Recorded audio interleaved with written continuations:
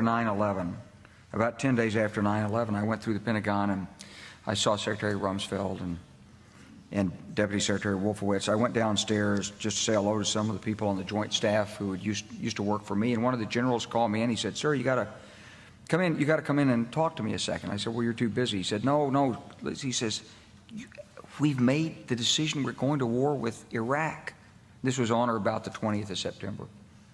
I said, "We're going to war with Iraq. Why?" He said, "I don't know." He said, "I guess they don't know what else to do." So I said, "Well, did they find some information connecting Saddam to Al-Qaeda?" He said, No. He says, "There's nothing new that way. They just made the decision to go to war with Iraq." He said, "I guess it's like we don't know what to do about terrorists, but we've got a good military and we can take down governments." And he said, "I guess if the only tool you have is a hammer, every problem has to look like a nail." So I came back to see him a few weeks later, and by that time we were bombing in Afghanistan. I said, "Are we still going to war with Iraq?" And he said, "Oh, it's worse than that."